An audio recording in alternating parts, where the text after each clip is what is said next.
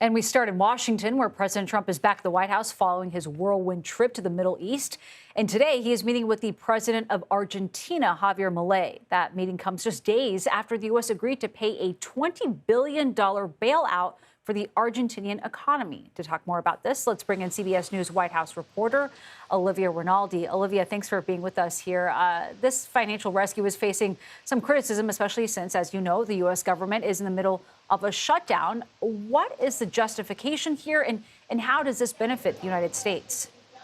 Nancy, it's good to be with you. President Trump and President Milei of Argentina just held a bilateral meeting here at the White House, which was all about strengthening the relationship between the two leaders and the two countries, the U.S. and Argentina.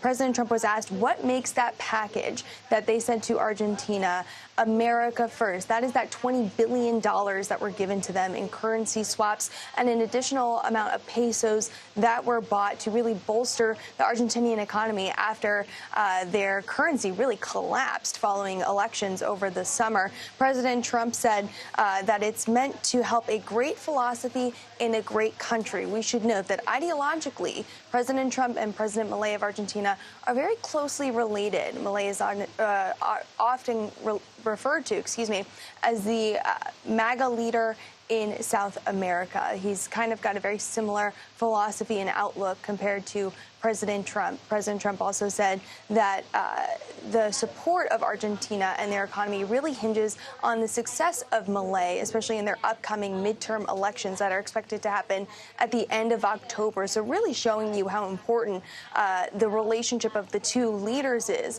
in regards to the economic ties between the U.S. and Argentina. I also do want to note there was questions about those soybean purchases that you and I had spoken about previously. There's an issue right now happening with soybean farmers in the U.S. where China is not buying their soybeans, but they are buying them from Argentina, a country where we just bailed out their economy. President Trump said that he doesn't think it makes a big difference, or that he said he guesses China is trying to draw a wedge between the U.S. and Argentina by buying those soybeans, but he said it's not going to mean anything because the two countries are so close. So a lot covered here today, specifically on trade between the two countries and strengthening those economic ties. Yeah, and Olivia, as part of that press availability, the president also there discussing the next steps in this peace deal in the Middle East.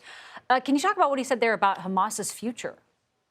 Yeah, quite a bit of news the president made on that. Of course, he just got back from the Middle East early this morning, where he was asked about that deal with Hamas, whether they plan to uphold it. Will they disarm, which is part of phase 2 of that peace agreement? Take a listen to what President Trump just said about how he would deal with Hamas if they don't agree to disarming.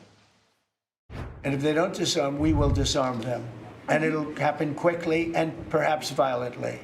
But they will disarm. Do you understand me? Yes. You say because quickly. everyone says, oh, well, they won't disarm. They will disarm. And I spoke to Hamas, and I said, you're going to disarm, right? Yes, sir, we're going to disarm. That's what they told me. They will disarm, or we will disarm them. Now, the president said there that he spoke to Hamas. He later clarified that his people spoke to Hamas. That is, of course, the negotiations that have been happening directly with the Hamas negotiators. Part of the reason why this deal was actually able to have such a breakthrough in the last couple of weeks is those direct negotiations. But President Trump said he is not playing when it comes to disarmament, and if that they don't disarm, this could get very violent. Nancy. All right, Olivia Rinaldi reporting there from the White House. Olivia, thank you.